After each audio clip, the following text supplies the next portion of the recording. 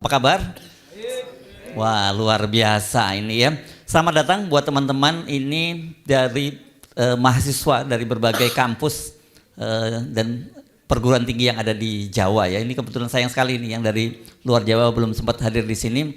Ada teman-teman saya lihat ini yang paling banyak ini dari UIN nih kalau kelihatan jaketnya ya. Dari UIN, Universitas Islam Negeri Jakarta, bukan UI Negeri Jakarta bukan ya.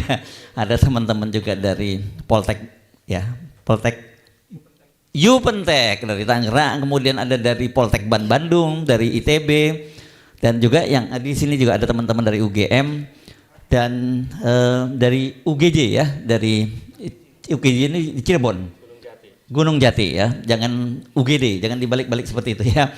Senang sekali saya Hersubno Arif. Bisa kali ini saya cuma akan jadi pemandu saja untuk diskusi ini. Diskusi di kalangan mahasiswa dan tokoh-tokoh mahasiswa itu temanya ini cukup menarik sekali saya kira karena ini korupsi dan politik dinasti Jokowi. Wah, ini menarik dan di sini ada penyelenggaranya disebutkan bahwa Al-Maide, Aliansi Mahasiswa Indonesia untuk Demokrasi. Ya, mirip-mirip Al-Maidah nih. Karena kan kalau Al-Maidah kita nanti ketemu ada yang kesleo lidahnya gitu dan kemudian bikin geger di Jogja dan ada salah satunya ini yang sebenarnya bikin gara-gara juga hadir di sini, ya. Ini namanya Gilbran, jangan salah ya. Beda hurufnya cuma dua ya Gilbran itu ya, El, ya. Bukan Gibran. Yang satu ini saya kira ini dari keluarga mahasiswa dari BEM UGM. Kalau ini berani untuk debat, dia bukan debatofobia gitu kalau kata istilahnya Bung Rocky, karena ada anak muda yang setiap kali kalau diajak debat selalu, atau bukan debat bahkan dialog publik tuh nggak hadir, karena itu kemudian disebut dia mengidap debatofobia, jadi fobi terhadap debat. Jadi ini semacam satu sindrom baru atau fobia baru yang hanya muncul di Indonesia gitu ya. Jadi case khusus.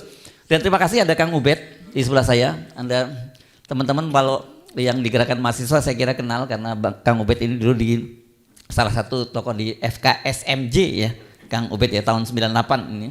Yang sampai sekarang terus aktif dalam gerakan-gerakan, mengikuti gerakan-gerakan mahasiswa. Di sebelahnya ini penampilannya keren nih, kayak seniman nih ya. Reno ya. Reno Garcia Suwono ya. Ini apa? Oh, Reno Kaisar, bukan Reno Garcia, Reno Kaisar Kaisar Suwono. Ini adalah Menko Polkomnya keluarga mahasiswa ITB ya gitu. Jadi mirip dengan Pak Mahfud gitu, tapi Anda nggak jadi cawapres ya. Nggak jadi cawapres gitu ya. Sebelahnya ada Andito dari UGJ dari Cirebon dan kemudian Abdullah Fakih dari Polban Bandung ya, Politeknik Bandung ini sebenarnya dulunya gabung di ITB kalau nggak salah ya. Sekarang udah pisah, udah berdiri sendiri. Oke. Topiknya ini saya kira seperti saya sampaikan tadi sekarang jadi sangat menarik dan saya pengen tahu nanti apakah anak-anak muda ini terwakili oleh satu orang anak muda gitu yang sekarang ikut, satu-satunya anak muda yang berkontestasi dalam Pilpres 2024 nanti kan gitu. Tapi saya ingin minta Kang Ubed ya, Ubedillah Badrun, ini saya manggilnya Kang Ubed, itu untuk memberikan konteks dulu tentang seperti apa sih gerakan mahasiswa sekarang itu dan bagaimana sebenarnya para senior itu melihat teman-teman ini gitu. Silakan Kang Ubed. Assalamualaikum warahmatullahi wabarakatuh. Selamat sore, salam sejahtera untuk semuanya. Saya kira terima kasih atas undangannya Mas Hersu untuk berbicara di forum mahasiswa yang hebat-hebat ini. Jadi saya teringat 25 tahun yang lalu. Udah lama ya? Udah lama. Ketika saya saat itu ya sebelumnya pernah ditangkap juga, kemudian di jalanan dan punya mimpi besar tentang Indonesia. Bayangan saya setelah 25 tahun itu Indonesia adalah negara yang civilized, yang beradab, dengan demokrasi yang berkualitas, dengan korupsi yang sangat minimal. Tapi mimpi indah itu semuanya berantakan hari ini. Karena demokrasi kita masih terus stagnan dalam posisi flawed demokrasi. Demokrasi yang cacat dengan nilai memalukan karena di bawah 70, bahkan kebebasan sipil kita itu masih merah 5,59, paling naik dikit 6,1 dan seterusnya. Kemudian indeks kasih manusia juga rendah, skornya 3,3. Lalu jangan tanya ekonomi juga stagnan, angka pertumbuhannya sekitar 5,3% saja. Jadi 25 tahun itu tidak ada kemajuan yang signifikan. Belum ditanya soal angka pendidikan kita yang PISA-nya ranking 6 dari bawah, ya kan? Jangan ditanya rata-rata IQ masyarakat kita yang IQ-nya di bawah 90, di bawah rendah, artinya 78 rata-rata. Iya, di bawah 90 itu udah rendah tuh Mas. Kalau 78 itu mengalami gangguan intelektual. Oh gitu ya. Jadi Karena kalau rata-rata 78 itu kan berarti ada yang di bawah 78, Iya. ada yang di atas 78 kan Betul, begitu ya. betul. Oke. Itu Bung Rocky menyebutnya 200 sebenarnya IQ-nya, tapi satu kolam. Satu kolam. Iya. Jadi kita situasinya seperti itu. Jadi saya membayangkan ini luar biasa. Belum lagi diwarisi utang yang lebih dari 8.000 triliun. Yang setiap tahun kita harus bayar bunga utang dan cicilan utang hampir 1.000 triliun misalnya. Jadi yang dihadirkan sampai hari ini justru adalah problem-problem yang sangat serius. Kalau kita menggunakan perspektif, ada satu buku yang ditulis oleh Sidney Theroux, dia menulis buku tentang power in movement. Dia menyebutkan bahwa salah satu dimensi penting munculnya sebuah gerakan sosial, gerakan mahasiswa, ketika ada kesadaran kolektif yang sama tentang tantangan yang dihadapi. Nah, saya melihatnya hari ini, teman-teman mahasiswa melihat tantangan yang sama, bahwa korupsi begitu sangat merajalela. Dan saya sangat mengapresiasi teman-teman Gen Z nih, Mas Erso. Oh ya. Mereka ini Gen Z ya? Gen Z. Iya, iya. Lahir tahun 96 sampai 2009. Betul ya? Nah, hebat menurut saya mereka ini karena tadinya saya gelisah ketika tahun 2016, 2017 tidak ada riak-riak perlawanan Gen Z gitu. Sampai saya menulis buku menjadi aktivis kampus tahun 2018. Tapi 1 tahun kemudian itu mengagetkan. Ketika mahasiswa membuat tagar reformasi di korupsi dan gelombang protes mahasiswa, ratusan ribu mahasiswa terjadi di mana-mana saat itu. Menolak revisi undang-undang KPK. Karena mahasiswa khawatir KPK-nya dikebiri. Ternyata terbukti sekarang. KPK-nya dikebiri. Jadi di tengah situasi korupsi yang luar biasa, lembaga pemberantas korupsinya dikebiri. Saya melihatnya ini adalah satu tantangan kolektif yang bisa menggerakkan kesadaran kolektif mahasiswa untuk melakukan perlawanan. Dan kemudian terbukti sebetulnya sampai terakhir 9 tahun Jokowi kemarin mereka sudah bahasanya Gibran itu udah muak ya. Jijik malah terbaru ya, jadi disgusting ya. Iya. Jadi sudah luar biasa, jadi saya mengapresiasi itu. Tidak hanya problem korupsi, sekarang makin vulgar. Ketika tahun 2022 awal tahun saya melaporkan keluarga istana ke KPK, yang dilaporkan pejabat, ada pejabatnya di situ. Kalau KPK kan membantah, ini nggak ada pejabatnya, ada pejabatnya, ada wali kota, ada presiden, ada duta besar pada waktu itu yang saya laporkan, termasuk anak-anaknya. Tadinya saya pikir ketika saya lakukan itu dan kemudian semua orang mendukung, dan tadinya saya berharap KPK memproses, tapi KPK tidak memproses. Alasannya kami nggak bisa panggil presiden, ya kan? Karena KPK sekarang di bawah kendali presiden, tidak lagi sebagai lembaga independen, tetapi menjadi bagian dari eksekutif setelah revisi undang-undang KPK yang 2019 itu. Jadi saya mengapresiasi mahasiswa karena dia punya argumen dan ternyata terbukti bahwa KPK sekarang lemah. Jadi mahasiswa meskipun secara kuantitatif kalah, tapi secara moral mahasiswa menang dalam konteks gerakan. Nah, lalu kemudian saya secara pribadi masih bersabar. Oh oke, situasi. Tiba-tiba Mahkamah Konstitusi diobok-obok. Itu kan prosesnya sangat jorok ya, sangat vulgar begitu. Jadi yang dirusak itu bukan hanya lembaga independen penegak hukum, tapi sampai lembaga hukum paling terhormat namanya Mahkamah Konstitusi pun diotak-atik sampai memberikan karpet merah untuk anaknya menjadi cawapres. Bagi saya itu adalah pelecehan bagi kaum terpelajar. Bahkan melecehkan ilmu pengetahuan. Segudang ilmu tata negara itu rontok karena praktek otak-atik Mahkamah Konstitusi itu. Jadi ini yang kemudian saya sebut ada semacam dalam teori politik disebut autocratic legalism. Jadi praktek otoriter yang bersembunyi di balik produksi undang-undang. Misalnya, tadi undang-undang KPK, misalnya. Kemudian undang-undang Omnibus Law, kemudian MK diutak-atik undang-undangnya. Tapi sebenarnya itu persembunyian praktek dinasti. Ada orang mengatakan itu bukan dinasti politik. Wah, siapa bilang? Yang bilang bukan dinasti politik itu orang yang malas membaca. Penelitian terakhir dalam studi-studi politik terkait dengan dinasti itu sampai pada satu kesimpulan ada model dinasti baru yang disebut dengan dynastic democracy. Itu bisa baca di jurnalnya Christoph Civerlot dan kawan-kawan. Bahwa dinasti yang bersembunyi di balik demokrasi, dia ikut elektoral.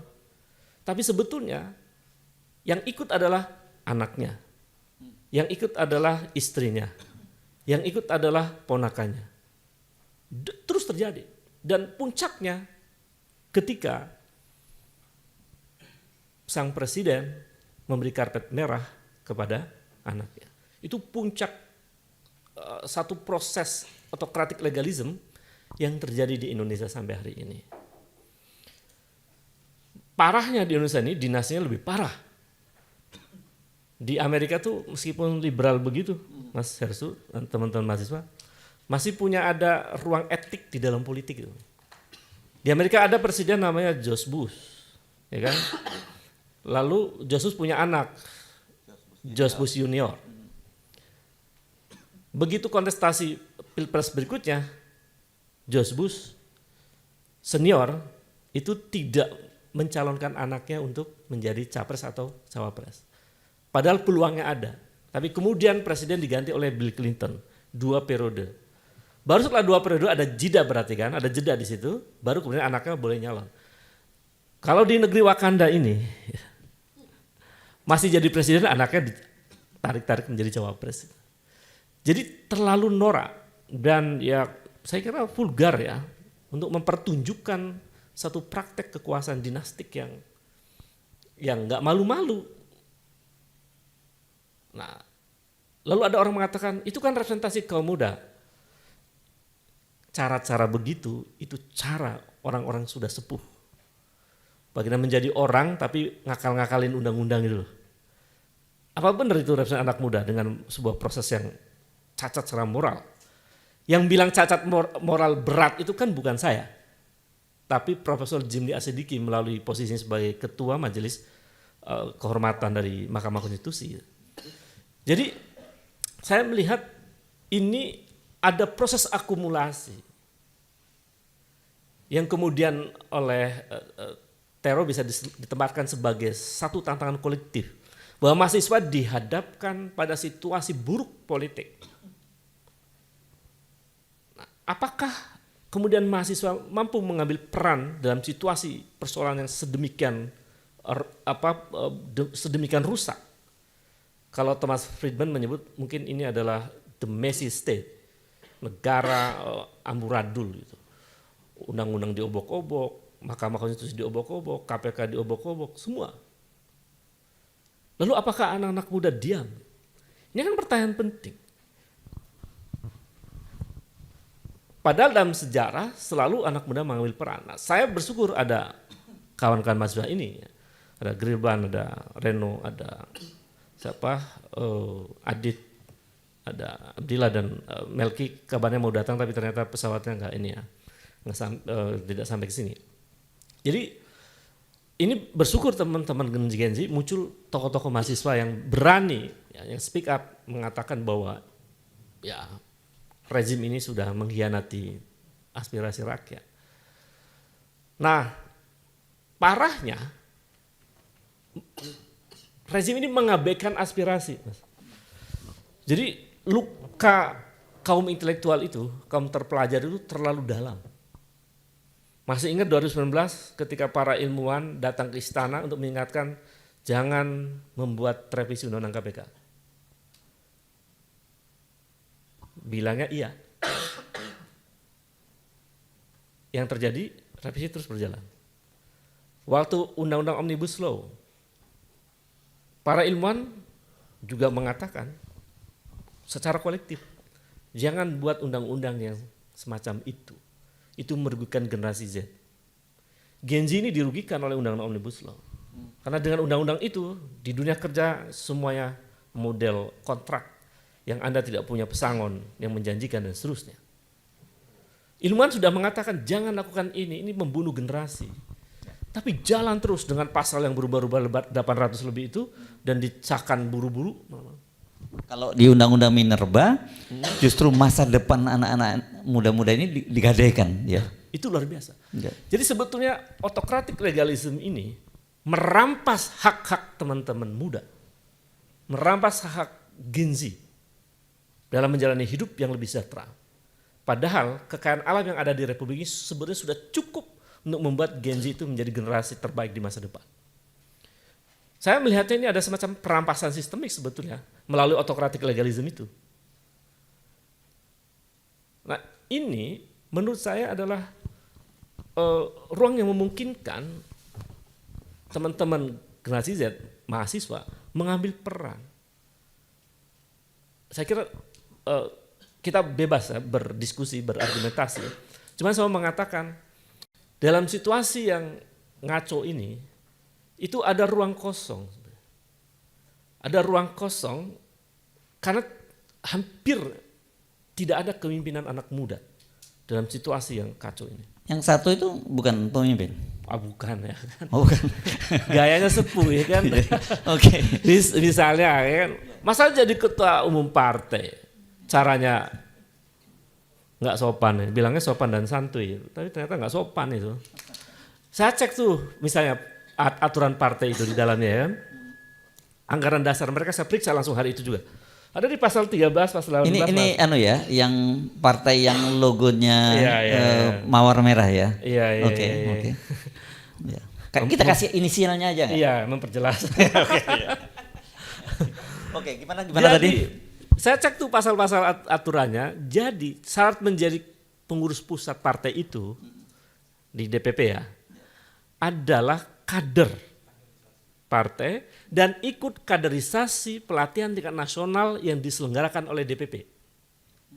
Ini enggak ada. Jadi bayangkan satu rezim kekuasaan yang menyampingkan aturan sejak awal dia berkuasa. Ini bahaya menurut saya. Ini contoh buruk dalam praktek politik anak-anak. Ini bukan nggak sopan lagi tapi kurang ajar ya. Kurang ajar. Ya. Nah, saya lihat aneh, teman-teman pasti berpikir ini kok gampang sekali dia, ada apa? Jadi artinya menyepelekan regulasi dalam proses politik. Jadi saya menganggap anak muda yang mereka mengaku muda itu berdua itu bukan representasi Gen Z. Karena pasti Gen Z menolak praktek proses mendapatkan kekuasaan dengan cara-cara yang amoral. Kalau mereka representasi betapa buruknya masa depan Republik ini. Kalau mereka representasi itu menunjukkan bahwa anak muda itu boleh menghalalkan segala cara demi kekuasaan. Sedih saya. Mau dibawa kemana Republik ini? Praktek kekuasaan sekarang saya sudah rusak, ditambah lagi proses mereka dengan cara-cara buruk seperti itu. Jadi saya mengapresiasi teman-teman mahasiswa, ini kita belum bicara soal penderitaan anak-anak muda yang lain. Jadi di tengah mereka melakukan satu langkah-langkah politik yang jorok dan menjijikan dan kotor itu, di saat yang sama banyak anak muda yang bahkan bunuh diri dalam menghadapi penderitaan ekonomi sekarang. Ada seorang anak muda namanya Kristianto di Kalimantan. dia bercerita kepada pamannya bahwa hari ini saya di PHK dan saya tidak mendapat pesangon, saya bingung mau kerja di mana lagi. Sementara dia ada beban ekonomi yang dia harus hadapi. Besoknya dicari-cari sama pamannya, kemana nih si kecil? Bunuh diri. Kisah-kisah ini tidak satu. Silakan cek, angka bunuh diri kita naik. Maksud saya, ada anak-anak muda yang bekerja keras ya, untuk menghidupi dirinya dan keluarganya. Di saat yang sama, ada anak muda dengan privilege-nya, dia dengan mudah mengeruk kekayaan dan masuk mengalami mobilitas vertikal dalam arena kekuasaan dengan karpet merah yang sangat mudah. Dan kemudahan itu dilakukan dengan memanipulasi hukum, melecehkan hukum, dan vulgar nggak malu-malu melakukan cara-cara buruk di dalam berpolitik. Saya kira itu tantangan kolektif teman-teman mahasiswa, dan biasanya kalau menurut Sini Terau, biasanya itu akan muncul solidaritas kolektif untuk melakukan semacam konsolidasi dan seterusnya. Saya membaca teman-teman berada pada episode itu. Mudah-mudahan Republik ini terselamatkan dengan teman-teman mahasiswa yang luar biasa, sangat mengapresiasi pada teman-teman mahasiswa yang terus bersuara, karena teman-teman lah yang akan merasakan masa depan. Terima kasih. Assalamualaikum warahmatullahi wabarakatuh. Warahmatullahi wabarakatuh.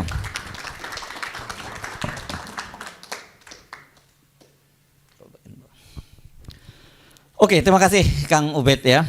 Ini saya kira ini termasuk yang saya kenal ya, satu-satunya aktivis 98 yang sampai sekarang masih konsisten berada di luar kekuasaan, dan sampai sekarang saya kira semangatnya nggak berubah begitu. Tapi ini menarik sekali karena tadi temanya itu korupsi dan politik dinasti Jokowi. Saya kan ini karena anak-anak muda, saya mengambil mengambil analogi apa yang terjadi pada saat ini, hari-hari ini. Itu kita memasuki musim gugur demokrasi. Dan setelah musim gugur itu kita akan mengalami musim dingin demokrasi yang sangat panjang. Kalau itu sampai anak muda yang tadi disebut-sebut Kang Ubed tadi, itu tidak bisa kita cegah tampil dalam kekuasaan. Jadi benar-benar ini winter is coming ya. Jadi musim dingin demokrasi akan hadir di Indonesia, dan teman-teman akan menghadapi itu. Bersiap-siaplah menghadapi situasi itu. Orang seperti saya menyebut, saya tidak punya harapan akan bertemu lagi dengan musim semi demokrasi. Mudah-mudahan teman-teman ini semua masih akan menemukan musim semi demokrasi. Saya nggak berharap kalau sekarang ini mereka yang sedang berusaha memaksakan kekuasaannya ini tidak bisa kita cegah. Ya, ini betul-betul akan menghadapi musim dingin yang sangat panjang. Oke, mari kita dengar. Tadi kan perspektif dari Kang Ubed. Teman-teman sendiri bagaimana sih sebenarnya memandang situasi ini? Tadi kan saya menyebut undang-undang itu, masa depan Anda itu digadaikan. Bayangkan Presiden Jokowi ketika kemarin kunjungannya ke Cina, dia kemudian menyepakati bahwa proyek kereta api cepat itu akan diperpanjang, akan di Bandung Surabaya. Padahal sekarang pun kita sudah membayar hutang yang luar biasa, berapa? 110 triliun ya kalau tidak salah ya. Dan kemudian ketika pergi ke Amerika, Freeport yang nanti kontrak kerjanya itu akan berakhir pada tahun 2041, itu sudah diperpanjang lagi 20 tahun. Jadi artinya Anda itu nanti sampai kalau 2061 usia Anda itu berapa dari sekarang? Jadi bayangkan digadekan semua kekayaan bangsa ini kepada kekuatan asing. Jadi jangan teman-teman merasa bahwa ini baik-baik saja. Apalagi kemudian teman-teman ini dibuai dengan generasi emas tahun 2045 dan kita bonus demografi. Bagaimana mungkin bonus demografi kalau angka stunting kita itu 5 negara terburuk di dunia. Kemudian tadi IQ kita dengan 78, yang terjadi bukan bonus demografi tapi ilusi dari bonus demografi, karena yang terjadi itu beban demografi, itu yang akan terjadi. Bencana demografi. Oke, siapa yang akan memulai dulu? Ini ada aktor yang membuat jebakan Batman ketika soal dinasti ya. Sudah ada korbannya. Partai yang Anda sebut-sebut tadi itu sedang mengusir seorang sahabat saya dari dalam karena dia diminta untuk kalau tidak taat dengan undang-undang silahkan keluar dari. Gimana? Kita mau siapa dulu? Anda boleh pilih. Mau Gilbran dulu yang namanya mirip-mirip dengan seseorang itu yang kita minta bicara atau yang lain dulu. Gilbran ya, silakan ya. Oke. Selamat sore kawan-kawan, Kang Ubed dan teman-teman sekalian. Nama aku Gilbran Muhammad Nur, bukan Gibran. Kalau Gibran kan anak haram konstitusi. Kalau saya alhamdulillah bisa menang ketua BEM tanpa bantuan paman lah. Sangat menarik ketika kita membahas soal dinasti politik, terutama dalam konteks Jokowi ya. Kalau kita ingin membedah pola pikir seseorang, kita harus tahu backgroundnya seperti apa. Jokowi adalah seorang Jawa Tulen. Beberapa hari yang lalu diriku sempat menamatkan esai yang ditulis oleh Ben Anderson. Beliau membahas soal falsafah kekuasaan Jawa. Mengingat Jokowi adalah seorang Jawa Tulen. Dan ternyata teman-teman, kalau teman-teman tahu dan Kang Ubed dan kawan-kawan penasaran, dalam falsafah kepemimpinan Jawa, nomor 1 itu adalah kekuasaan. Baru kedua adalah etik. Sehingga hal yang sangat bisa dipahami dalam konteks politik Jawa ketika Jokowi lebih mementingkan kekuasaannya daripada etik. Karena dalam politik Jawa nomor 1 itu kekuasaan. Sehingga di awal tahun 2023 kemarin kan ada isu 3 periode kan. Itu isu yang benar-benar berembus dari istana. Dan mulailah tabiat Jokowi sang raja Jawa ini muncul. Saya malah nyebutnya Machiavelli Jawa. Liciknya tuh culas betul dia. Bayangin, dia gagal 3 periode. 3 periode itu isu yang digunakan untuk tes ombak. Apakah masyarakat itu menerima itu atau enggak. Meskipun approval rating beliau adalah 80%, itu bantuan BLT semua. Jadi kalau teman-teman tahu BLT sekarang itu dimasifkan kembali dari bulan Maret ke Mei, September ke November, dan nanti Januari sampai Juni itu akan ada BLT besar-besaran. Buat apa? Buat pemilu. Ya, diperpanjang ya. Diperpanjang, Bang. Tadinya sampai bulan Maret saja. Maret. Ya. Jadi artinya sebenarnya gini, kita bisa juga menduga berarti mereka sebenarnya nggak mungkin menang 1 putaran, berarti 2 putaran karena bulan-bulan Juni. Itu kabar baiknya begitu ya. Karena justru mereka dengan segala infrastruktur yang ada, mereka pun nggak pede untuk menang. Nah, setelah kita tahu pola pikir Jokowi ini seperti apa, dia adalah Raja Jawa, dia adalah Machiavelli Jawa, sehingga kita bisa mengcounter itu. Saya melihat bahwa orang ini sangat orang yang sangat culas. Meskipun satu alumni sama saya benar-benar apa tadi kata jijik lah. Karena apa? Dia dengan senang hati mengutak-atik tanpa otak konstitusi Indonesia. Akan jadi presiden yang sangat hina, akan menjadi sebuah sejarah yang sangat hina ketika ada seorang capres dan cawapres, yang satu produk gagal reformasi, yang satu anak haram konstitusi, memimpin sebuah negara besar. Tapi sayangnya negara besar ini dipimpin oleh pemimpin yang otaknya kecil. Jadi saya rasa ini menjadi sebuah tantangan buat kita anak muda, bahwa Raja Jawa ini mau nggak mau kita harus tumbangkan. Entah itu secara ideologis maupun secara konsep. Karena kalau teman-teman tahu, saya menyebutnya politik porno. Jokowi dan terah politiknya itu benar-benar tanpa malu, secara vulgar melakukan segala cara untuk melanggengkan kekuasaan. Pernikahan Anwar Usman dan adiknya Jokowi itu sudah disetting. Kemudian beralih ke ini yang terbaru kan, penunjukan gubernur daerah khusus Jakarta itu kan dipilih oleh presiden. Buat siapa itu? Buat rahanya Jokowi lagi.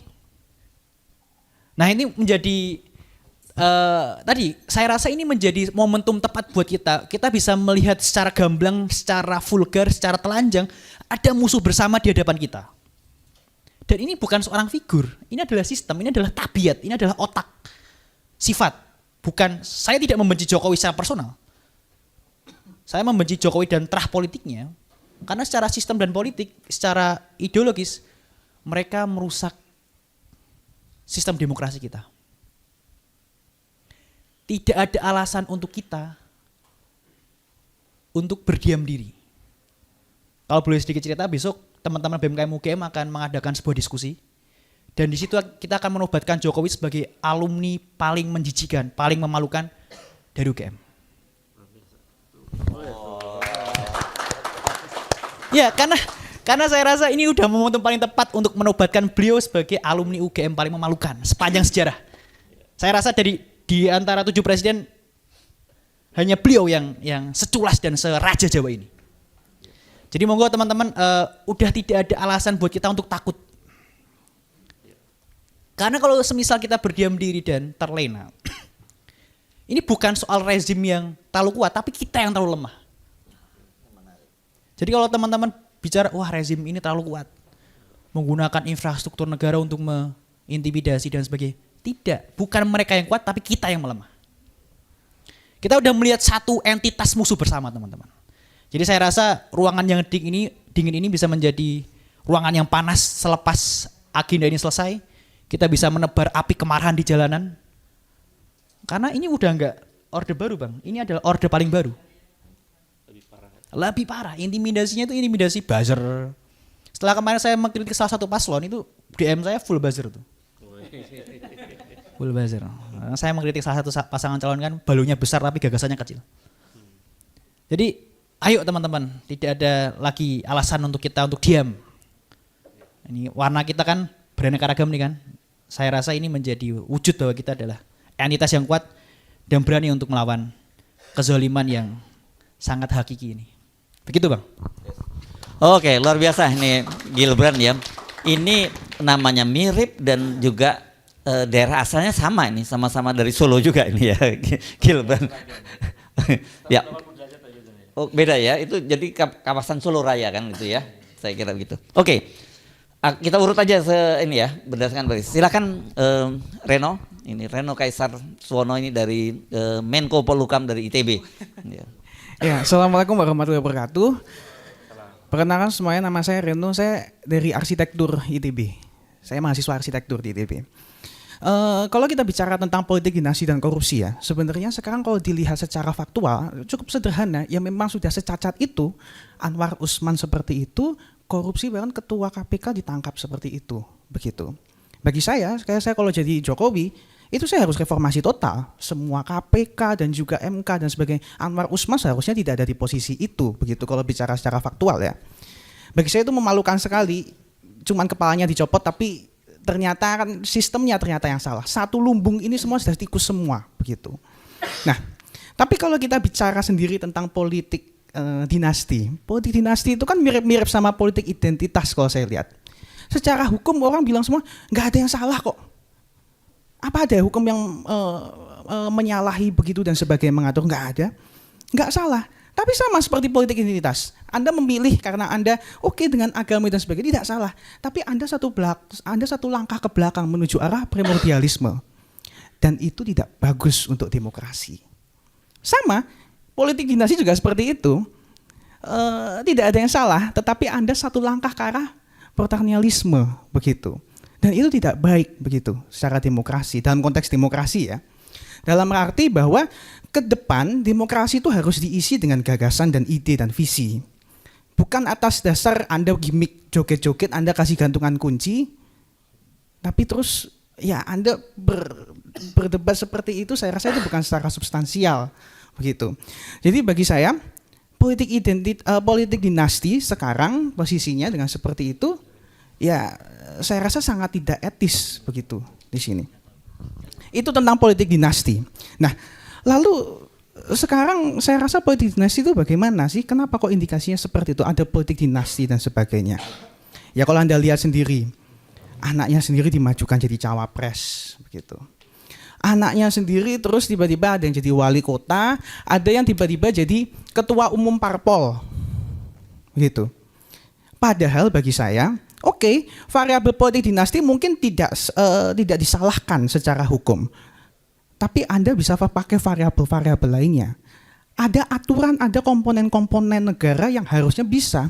Bahwa oke, kamu mungkin anaknya Jokowi ya, tapi Anda harus punya gagasan, punya ide lebih loh. Dan parpol itu sangat berperan sekali di sana. Tapi apa sekarang? Parpol tuh isinya cuman orang-orang yang gimmick, orang-orang yang model elektoral saja begitu. Dan sekarang kita lihat sendiri parpol-parpolnya diisi oleh orang-orang yang tidak kompeten. 2 hari, 2 minggu jadi masuk tiba-tiba jadi ketua umum dan sebagainya. Saya rasa itu sangat memalukan bagi demokrasi kita begitu. Nah, jadi kalau kita bicara soal itu, bagi saya ya harus diperkuat begitu. Mungkin tadi Gilbrand bisa bicara, oke, kita harus turun ke jalan apa dan sebagainya. Oh iya, itu salah satu cara bagi saya sangat memungkinkan begitu. Tapi komponen-komponen semua itu harus bersinergi. Mulai dari masyarakat, saya bilang masyarakat itu jangan mau dibodohi sama capres-cawapres. Jangan mau dibodohi oleh pemimpin-pemimpin yang cuma model-model biasa doang. Begitu. Anda harus pintar. Berapa sih orang-orang seperti yang mempunyai kapasitas, mempunyai kapabilitas untuk bisa milih, oke, Anda dipilih karena Anda berdasarkan visi misi, begitu. Coba Anda tanya deh, berapa anggota dewan sekarang yang melakukan serangan fajar?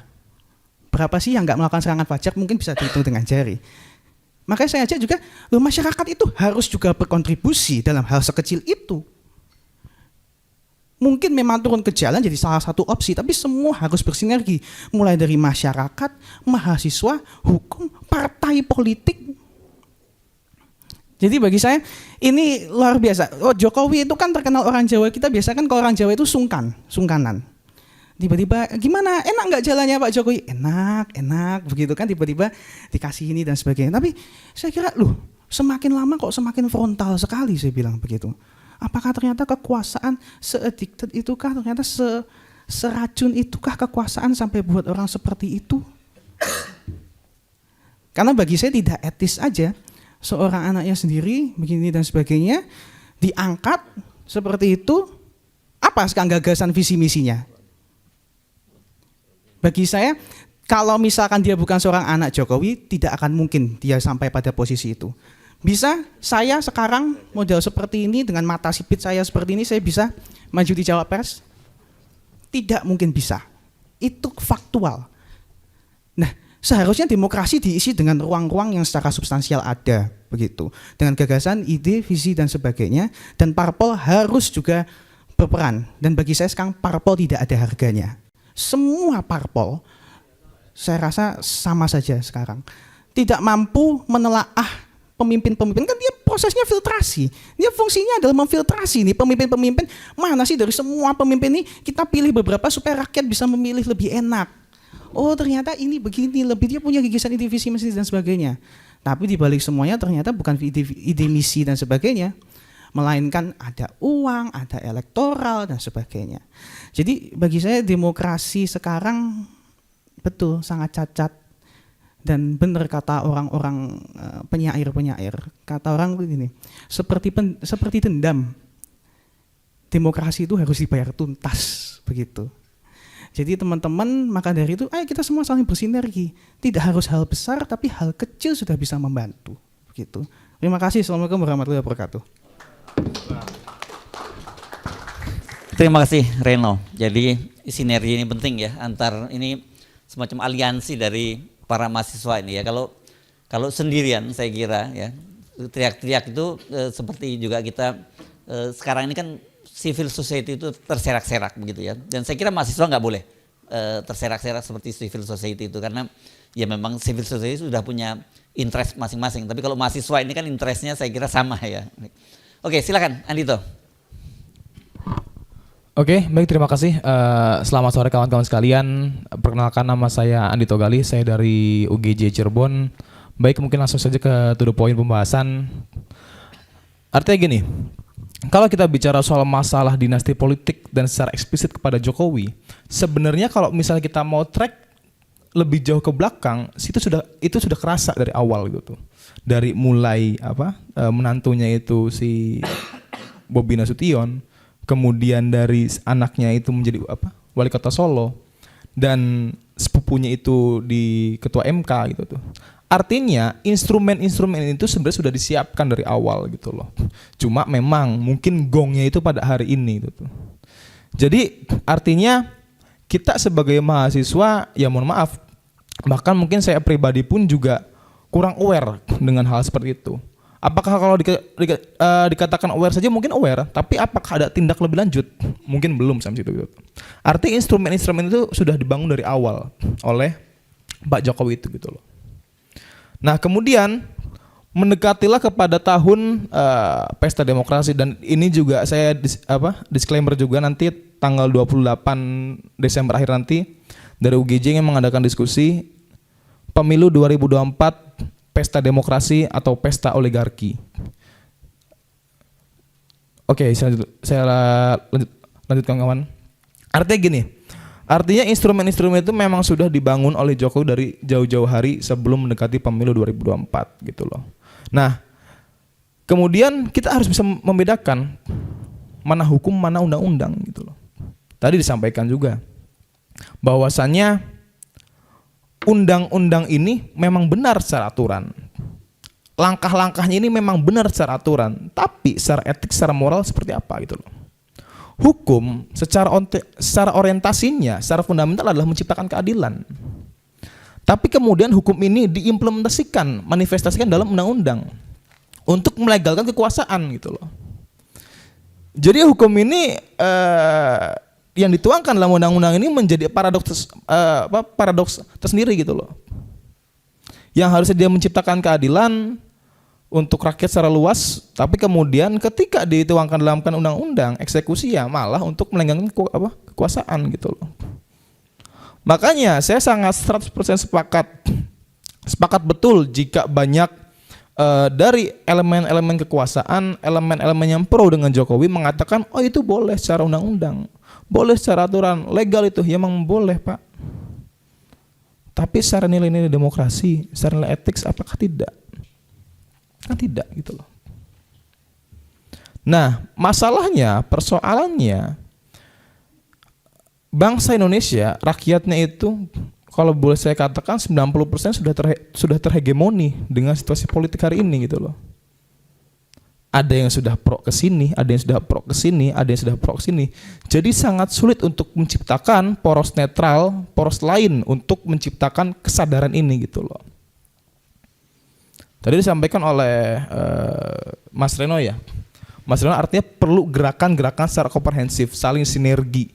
Bagaimana caranya agar hal-hal seperti ini bisa kita patahkan gitu. Tapi ya bagaimana cara mematahkan kalau misalnya memang dari masing-masing elemen sudah terhegemon dengan keadaan yang ada gitu. Maka dari itu, kalau misalnya ditanya kita sebagai mahasiswa harus seperti apa? Dan ini saya menyatakan jadilah poros keempat. Jadilah poros keempat yang tidak A, tidak B, tidak C, tapi kita berusaha objektif untuk menilai sesuatu. Nah, walaupun kalau kita bicara secara teknis ya, kita kembali ke awal tentang masalah pelenggangan peraturan ini gitu, peraturan tentang Undang-Undang Nomor 7 tahun 2017 tentang pemilu ini kan dengan alasan bahwasanya oh ini kan menciptakan demokrasi untuk semua, artinya anak muda bisa ikut menjadi cawapres gitu tuh. Tapi pertanyaannya anak muda yang mana yang mau jadi cawapres kalau bukan anaknya Pak Jokowi gitu tuh. Ini sebagai menjadi semacam logical fallacies gitu tuh. Logiknya dari mana gitu tuh. Nah, inilah yang kemudian kadangkala kita sebagai mahasiswa bingung untuk bergerak. Dalam artian bingung, kesini kena, ke belakang kena gitu loh. Ketika kita menghantam satu aturan nanti diklaiming untuk pro ke satu golongan. Kadangkala seperti itu juga gitu. Ketika kita menghantam yang hal-hal yang bersifat objektif, diklaim untuk ke pro suatu elemen gitu. Maka dari itu, lalu seperti apa? Solusi langkah konkret ketika hari ini kita hanya dihadapkan, kita nggak pengen makan bakso, nggak pengen makan pizza, nggak pengen makan pisang, tapi kita dipaksa untuk memilih tiga ini gitu.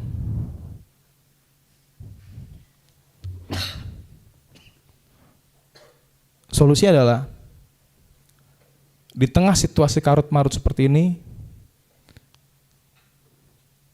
turunkan Jokowi, batalkan pemilu, bentuk Dewan Rakyat. Terima kasih. Wassalamualaikum warahmatullahi wabarakatuh. Oke, ini konkret ya, tapi sebenarnya kita sudah dapat tadi anatominya dari Gilbran, kemudian arsitektur arsitektur dinastinya seperti apa gitu dari Reno, kemudian kita pengen dengar langkah konkretnya saya kira ya dari Abdullah Fakih gitu ya. Kemudian dari Andito juga sudah menyampaikan itu. Silakan Abdullah Fakih ya. Oke, terima kasih Bang. Sebelumnya bismillahirrahmanirrahim. Assalamualaikum warahmatullahi wabarakatuh. Sebelumnya perkenalkan teman-teman, nama saya Fakih, mahasiswa Politeknik Negeri Bandung. Kalau tadi pagi saya baca hariannya Media Indonesia, ada tulisan soal politik, dinasti dan demokrasi. Di situ ada analogi yang menurut saya cukup menarik. Jadi di dalam tulisan itu dianalogikan bahwasannya demokrasi kita hari ini tuh ibarat kata seperti restoran, di mana di depannya itu bagus, nyaman, bersih, rapih, tapi di dapurnya, di belakangnya itu menjijikan. Saya kira ini merupakan analogi yang menarik gitu, bahwasannya memang demokrasi kita hari ini faktanya seperti itu. Kalau berbicara soal demokrasi, Bung Hatta mengatakan gitu dalam bukunya Demokrasi Kita, ya inti dari demokrasi itu adalah soal kedaulatan rakyat. Tapi bagaimana hari ini? Dalam perspektif saya ya hari ini masyarakat luas itu suaranya hanya didengar, hanya diperhitungkan saat pemilu. Tapi bagaimana pasca pemilunya? Ini kan menjadi satu fenomena gitu. Ini kan menjadi satu persoalan. Lalu juga berbicara soal permasalahan bangsa itu ya, tadi dibahas soal korupsi, soal pendidikan dan lain-lain. Coba mari sama-sama kita refleksikan bersama gitu. Dalam perspektif saya, sebetulnya semua persoalan-persoalan bangsa hari ini itu lahir dari satu kesalahan yang sama. Lahir dari satu subjek yang sama, yaitu kegagalan pemimpin negeri ini hari ini untuk menghasilkan kebijakan yang berkualitas. Nah, kalau tadi mengutip perkataannya Bung Gilbran, bagaimana bisa gitu negara sebesar ini hari ini dipimpin oleh orang yang otaknya kecil gitu. Kata Bung Gilbran tadi ya. Jadi ya kalau misalnya kita berbicara dengan konsep input, proses, output, ya kebijakan itu kan output gitu. Tapi bagaimana kita perhatikan proses dan inputnya gitu. Apakah pemilu kita hari ini sudah memang mengakomodir gitu supaya kita bangsa Indonesia ini memiliki pemimpin yang baik. Ya berbicara lagi soal pemilu tuh ya. Tadi juga sempat disinggung gitu sama Mas Reno soal money politics ya. Saya kira memang praktik-praktik seperti itu ya sudah amat sangat sering terjadi gitu dilakukan oleh kontestan-kontestan pemilu. Ya kalau berbicara soal money politik, berbicaranya soal bab logistik, ya tentu dikhawatirkannya juga kentara gitu dengan persoalan KKN, korupsi, kolusi, nepotisme. Lalu juga yang ingin saya sampaikan adalah berbicara soal pemilu. Ya tadi soal praktik korupsi, kolusi, nepotisme, soal money politik. Ya kita bisa lihatlah hari ini bagaimana sih pola-pola kampanye dari para kontestan pemilu gitu. Saya sebagai generasi muda hari ini jujur sedih gitu, jujur resah gitu. Kampanye itu dalam hemat pikiran saya harusnya kan menjadi momentum bagi para peserta kontestan pemilu untuk memberikan pencerdasan politik, untuk menyampaikan ide gagasannya kepada rakyat gitu. Tapi hari ini kan yang ditonjolkan gitu, yang diperlihatkan itu kan cuman joget-jogetannya, gemas-gemasannya. Sebenarnya nggak masalah buat saya mau dengan pola lucu-lucuan, gemas-gemasan bagi saya nggak masalah. Tapi tolong gitu, sisipkan juga nilai-nilai substansialnya, sisipkan juga nilai-nilai esensialnya gitu. Mau sampai kapan generasi kami dibodohi dengan cara-cara seperti itu? Bagi saya ini juga persoalan gitu. Lalu juga lain daripada itu, ya kalau berbicara soal korupsi hari ini, kita berpikir sederhana aja gitu. Gimana pemerintah mau nyelesain masalah korupsi kalau sekarang pemimpin lembaga pemberantasan korupsinya aja adalah orang yang bermasalah. Itu mungkin dari saya, terima kasih. Oke, buat Fakih. Jadi sebenarnya kalau saya jadi ketika menyimak empat pembicara ini dari Gilbran, dari Reno, dari Andito dan juga Fakih tadi, saya jadi paham kalau kemudian Kang Obed tadi merasa bahwa ya ternyata yang pesimisme Kang Obed selama ini terhadap gerakan mahasiswa itu memang terbukti banyak kita salah menilai itu ya Kang Obed ya, karena memang teman-teman ini kadang-kadang sindrom orang tua ya, sindrom orang tua itu merasa bahwa kok anak-anak sekarang nggak seperti kita gitu ya. Padahal ya mereka ini punya mekanisme sendiri dalam berkomunikasi karena cara-cara mereka berkomunikasi kan beda kan. Kalau dulu kita untuk ketemu untuk mengkoordinasikan gerakan mahasiswa itu kan susah banget gitu ya. Boro-boro kita punya handphone seperti sekarang nggak bisa. Tapi teman-teman ini lihat media sosial tuh bisa terkoordinasi dengan waktu yang singkat bisa terjadi. Ini yang saya kira itu memberikan harapan.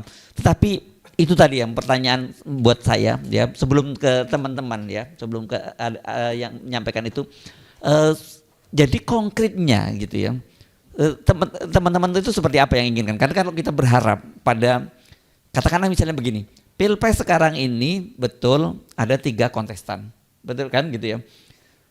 Dan terpecah itu pendukung pemerintah. Ya ada yang lari ke 01, ada yang lari ke 02 dan ada yang terbesar di 02, yang dari 03. Tetapi kemarin ketika berlangsung RUU pembahasan soal RUU inisiatif tentang daerah khusus Jakarta itu menunjukkan bahwa kekuatan mereka ini kekuatan kelompok-kelompok yang established ini masih terkonsolidasi gitu. Karena dari 8 fraksi yang ada di DPR ternyata 9 fraksi yang ada di DPR 8 semuanya menyepakati soal bahwa daerah khusus Jakarta itu nanti gubernurnya ditunjuk oleh seorang presiden. Pertanyaannya kan jadi ini anasir status quo, anasir kepentingan kelompok status quo itu masih sangat kuat di parlemen itu. Bagaimana teman-teman melihatnya itu? Bagaimana jalan keluarnya yang teman-teman bayangkan? Silakan, siapa yang akan mulai? Saya nggak akan nunjuk. Silakan langsung Anda yang punya gagasan, silakan. Ayo. Jangan tunjuk-tunjuk kan begitu disuruh ngomongin ya. Ayo, silakan. Gantian dari yang paling kiri paling. Iya. Iya. Kan teman-teman ngomong soal pemakzulan. Jangan kalau ngomong pemakzulan jangan dianggap makar ya. Pemakzulan itu konstitusional. Ya sah itu dilakukan itu. Nah, tetapi kalau Anda lihat DPR-nya ternyata sampai hari ini pun ternyata masih seperti itu, apa jalan yang akan dilakukan oleh teman-teman? Oke, baik, terima kasih.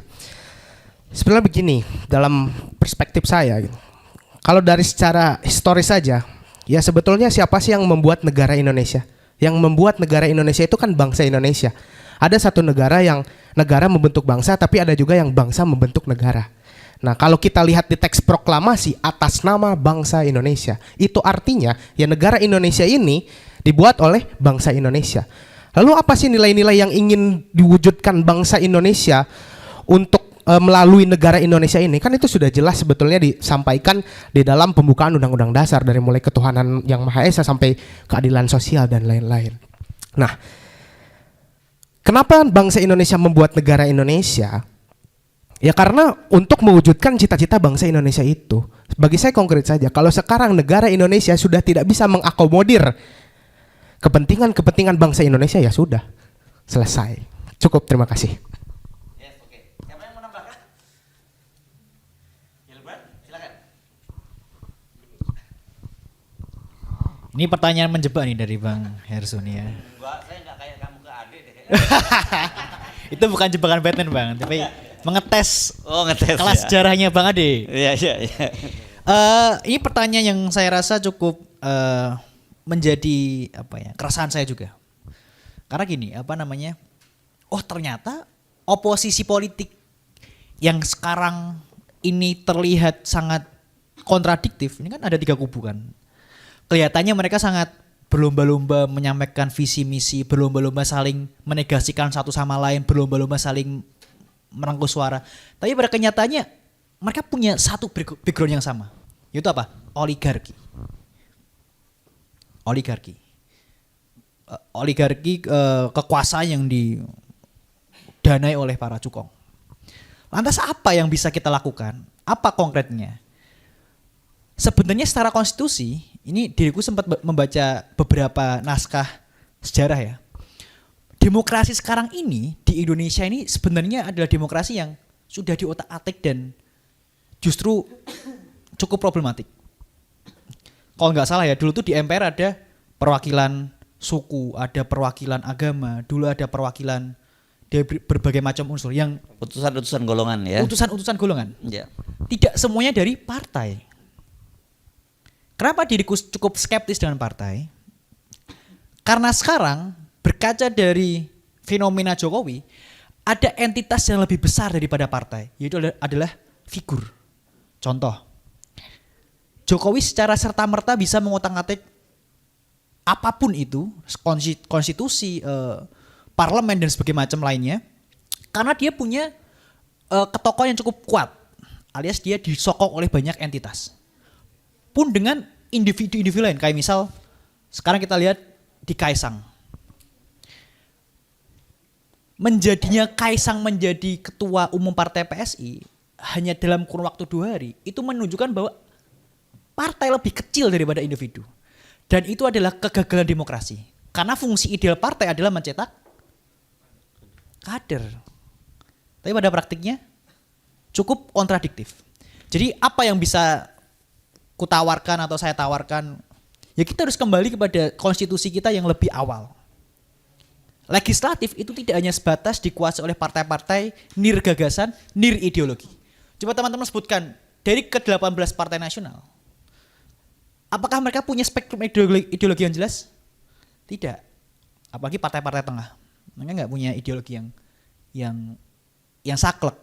Sehingga arah mereka bergerak secara politik yaitu pragmatisme. Pelacuran politik. Selama mendapatkan keuntungan finansial, mendapatkan keuntungan elektoral, mereka akan mengikuti. Terutama tadi backgroundnya adalah ada kuasa yang lebih besar, yaitu adalah oligarki. Jadi saya rasa ya kita harus kembali ke permusyawaratan yang dulu ya. Sila keempat, permusyawaratan. Jadi ada golongan-golongan perwakilan, tidak semuanya dikuasai oleh partai. Dan saya rasa itu menjadi opsi. Karena opsi pemakzulan mungkin itu bisa jadi opsi lain. Oke. Opsi alternatif. Ini maksudnya kembali ke UUD 45 gitu? Ya. Wah ini rada ya. Menarik juga ada anak muda yang punya gagasan seperti Gilbran ini. Ini biasanya Maksudnya pemakzulannya lebih mudah. oh gitu. Oke.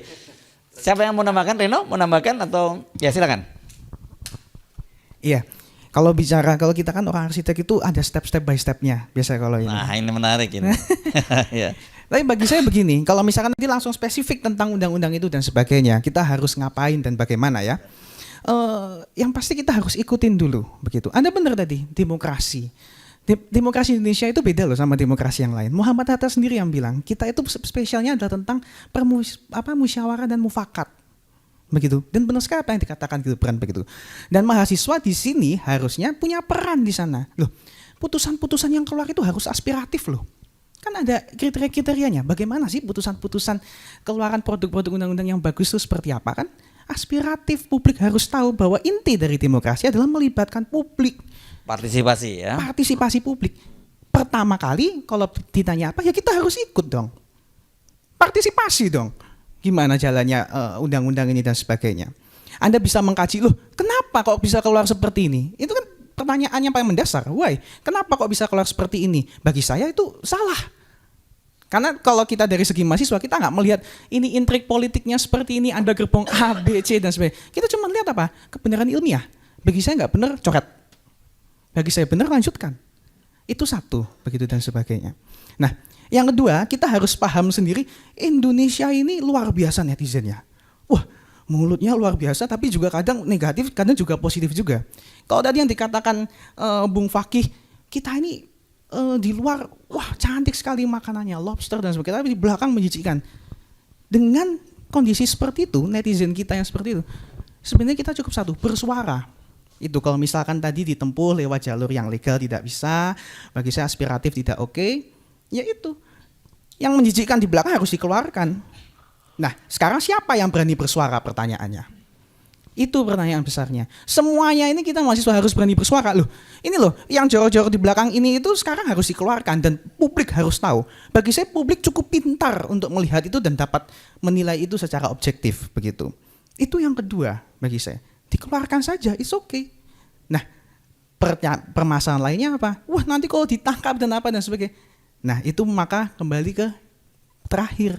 Ketika semua tidak berfungsi, ya satu, pemakzulan, lawan dan sebagainya. Itu opsi terakhir. Tapi betul begitu. Kalau misalkan opsi 1, 2 tidak bisa, bagi saya lawan cuma jadi satu-satunya opsi yang harus dilakukan terakhir begitu. Terima kasih. Oke, terima kasih. Andito, saya tambahin dikit kalau Andito. Anda percaya bahwa proses elektoral ini nanti itu akan menghasilkan kepemimpinan yang baru dengan cawe-cawe yang luar biasa seperti sekarang? Ayo silakan. Andito kan yang belum ya? Iya, silakan. Oke. Artinya gini ya. Apakah nanti proses elektoral ini ya, ke depan akan berjalan baik dengan cawe-cawe yang hari ini sudah sangat vulgar ya Bang? Ya. Artinya bisa nggak sih nanti kalau misalnya seandainya entah dari 1, 2, 3 yang jadi nih bisa murni independen bawa kepentingan rakyat gitu. Walaupun ya memang arahnya tadi ke sesuai amanat undang-undang UUD, memang pemakzulan tuh dijamin undang-undang sih Bang, memang ada. Ya jadi jangan ngomong sungkan soal pemakzulan, seolah pemakzulan itu kata yang tabu, enggak. Itu konstitusi mengatur seperti itu gitu. Sama juga dengan konstitusi mengatur kalau ketika seorang presiden itu mangkat, meninggal dunia, berhalangan tetap atau mengundurkan diri, yang mengganti adalah wakil presidennya gitu loh ya. Betul. Iya sih Bang. Oke. Kenapa kok jadi speechless? Agak loading dulu tadi sebenarnya. Tapi gini, kalau misalnya tadi bicara soal masalah RUU tadi ya bicaranya ya, tentang yang di daerah khusus Jakarta tadi ya. Itu hanya fenomena, fakta, bukan fenomena, fakta ya, menunjukkan gitu bahwa sebenarnya parlemen itu masih dikuasai sepenuhnya oleh kelompok-kelompok ini gitu. Kendati dalam pilpresnya mereka sekarang terbagi dalam 3 kandidat. Itu sebenarnya yang saya ingin sampaikan. Sebenarnya gini Bang. Kalau bicara pengadvokasian, pembelaan, terutama juga bukan hanya secara personal ya, dalam artian personal ketika ada seseorang membutuhkan bantuan dan lain-lain, tapi juga dalam rangka untuk mengadvokasi satu produk perundang-undangan, itu kan memang dibagi secara litigasi dan non litigasi, secara mekanismenya gitu loh. Secara litigasi mungkin jelas gitu loh, di Undang-Undang Dasar 1945 di pasal 24 kalau nggak salah tentang kekuasaan kehakiman gitu loh. Artinya ketika misalnya ada produk hukum yang tidak sesuai dan lain-lain, itu MK berhak untuk menguji undang-undang di bawah Undang-Undang Dasar gitu loh. Anda masih menyebut MK nih? Anda masih percaya MK itu bisa dipakai? Mekanisme. Okay. Itu prosedural ya? Prosedural, normatifnya seperti itu gitu loh. Walaupun pada akhirnya apakah ketika prosedural ini ditempuh bisa tetap sesuai dengan rakyat inginkan? Tidak juga itu tuh. Kalau misalnya kita bicara produk hukum, jangankan sebelum masuk ke MK, saat sebelum jadi produk hukum juga Undang-Undang Nomor 12 Tahun 2011 tentang P3, Peraturan Pembentukan Peraturan Perundang-undangan itu loh. Itu dijelasin harus berasaskan keterbukaan, keadilan, demokrasi dan lain-lain gitu loh. Cuma kan memang hal ini tidak ditempuh. Artinya secara sistem kalau bicara normatif nggak ada yang salah. Tapi pengaplikasiannya, pengeksekusian tadi yang saya sampaikan di awal gitu loh. Memang ada upaya-upaya lebih lanjut, upaya-upaya lebih tajam, upaya-upaya lebih vulgar sehingga si aturan ini diotak-atik seenaknya saja gitu loh. Jadi artinya mungkin instrumen-instrumen lain dengan propaganda baik di media maupun di lapangan gitu loh bisa kita lakukan. Tapi selalu deadlock gitu tuh. Kalau kita lihat berapa kali gerakan mahasiswa selalu deadlock. Undang-undang KPK kebobolan. Kemudian Omnibus Law kebobolan. Apalagi? Jadi berapa kali memang gerakan kita kalau secara normatif selalu kebobolan terus gitu loh. Perlu ada instrumen baru, gerakan baru, inovasi baru sehingga hal-hal seperti ini bisa kita dobrak gitu tuh. Ya mungkin tadi udah saya sebutin di awal ya Bang ya, instrumennya ya, nggak perlu saya sampaikan lagi sini. Nggak perlu disampaikan. Ya artinya kalau misalnya kita berpikir secara objektif dan secara akademis gitu loh, artinya memang terdengar utopis, terdengar utopia, tapi memang ini perlu dilakukan gitu loh. Itu untuk memotong rantai sehingga rezim ini, cawe-cawe ini tidak bergulir terus. Ya. Oke, ini saya jadi ingat ini zamannya Kang Ubed juga ada istilah potong satu generasi dulu gitu ya. Gagasannya seperti itu. Nah, oke. mari kita buka pertanyaan atau bukan hanya pertanyaan, bahkan kalau Anda mau menyampaikan pendapat juga silakan di antara teman-teman mahasiswa ya. To the point ya penyampaiannya.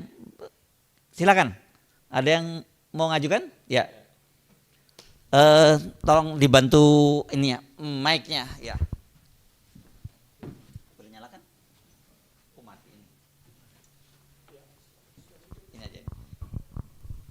Oke, langsung kan ya. Sebut nama Anda, kampus Anda, dan kemudian usulan Anda atau pertanyaan Anda apa? Perkenalkan, nama saya Agia. Saya dari Universitas Yupentek Indonesia. Tepatnya ada di Kota Tangerang, Bang. Ya. Mungkin langsung aja ya to the point. Mungkin Bang Ubed bicara tentang 98 itu adalah pelaku sejarah saat itu. Cuman maksud saya begini, harapan saat itu kan ada, yaitu untuk meminimalisir angka korupsi. Cuman yang terjadi saat ini kita semua tahu, teman-teman semua tahu, bahwasanya angka korupsi bukan semakin tipis, akan tetapi semakin membengkak. Ditambah lagi dengan permasalahan si pelaksana justru keterlibat. Dan semakin konkretnya lagi, seperti yang tadi teman-teman disampaikan di depan, bahwasanya pelaksanaan politik hari ini terlalu vulgar. Dan yang akhirnya memaksakan sesuatu yang tidak sepatutnya. Jadi saya sepakat tadi yang disampaikan oleh kawan-kawan yang ada di depan sini, pemakjulan harus ada saat ini. Jangan sampai teman-teman melakukan pendesakan sampai turun ke jalan, lebih baik mundur. Kalau menurut saya yang akhirnya tidak berdampak besar buat masyarakat. Kalau kita sampai turun ke jalan, tentunya ada beberapa lagi yang harus dirugikan.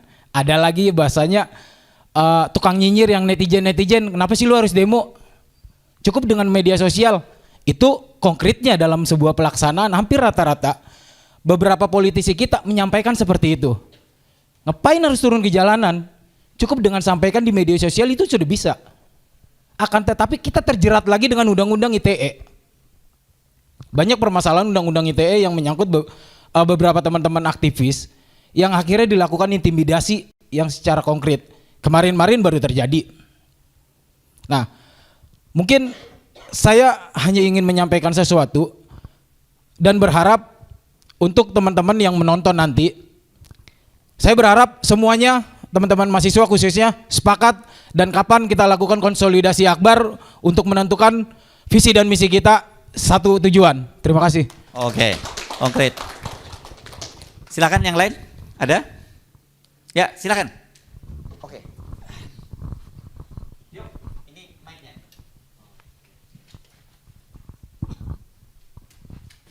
Silakan nama, kemudian dari kampus mana dan apa ini ya?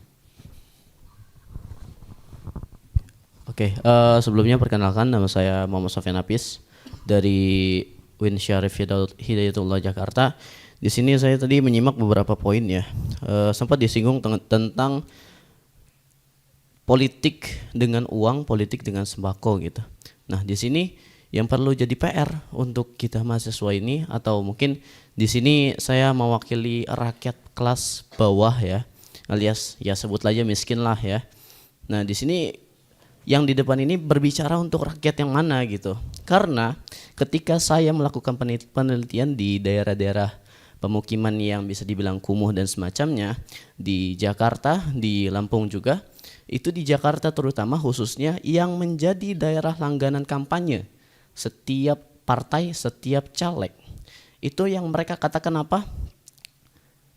Setiap partai yang di sini itu membawa apa, maka dia akan kita pilih. Ada lagi yang bilang apapun yang mereka bawa akan kita terima, tapi gagasan mereka ada juga yang bisa diterima, atau memang caleg ini itu dekat dengan masyarakat secara betulan. Ada yang bilang hanya dengan mendatangi ketika ada warga yang tahlilan itu masyarakat langsung bersimpati atas caleg ini. Nah pertanyaan saya adalah, kita mahasiswa apa yang kita lakukan untuk mendekati rakyat ini? Apakah kita menjual ideologi? Apakah kita hanya menjual idealisme kita? Apa yang kita bisa beri ke rakyat gitu? Apa kita datang ucuk-ucuk datang ngadain acara nih misalkan ya, kita bawakan demokrasi yang benar adalah seperti ini, bla bla bla bla bla. Rakyat akan bertanya, ini ngapain sih? Lu bawa apaan ke sini? Lu mau kasih kita apa? Lu mau jual idealisme lu itu ke kita dapat apa? Saya ketika ke Lampung, kamu ini ngelakuin penelitian untuk apa?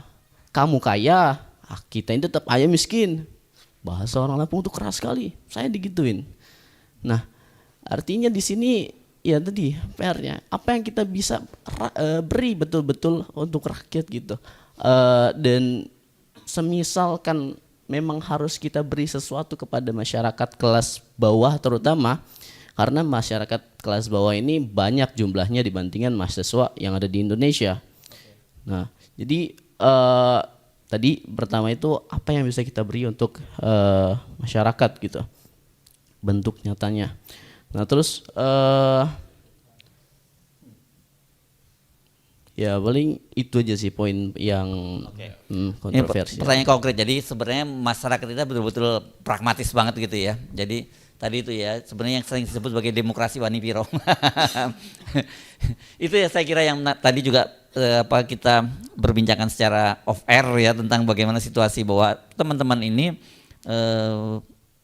memang ada suatu proses penyadaran pada kalangan mahasiswa, tapi ternyata pada level bawah gitu. Dan tadi juga saya kira Gilbran juga sudah menyinggung bahwa kenapa kemudian tingkat kepuasan publik terhadap Pak Jokowi itu sangat tinggi, karena sebelum dilakukan survei ya ditebar dulu bansosnya gitu ya. Ya puas mereka, tapi begitu berasnya habis mungkin nggak puas lagi kan gitu ya.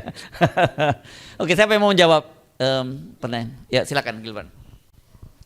Ini aja nih. Pertanyaan menarik ya dari Masnya ya.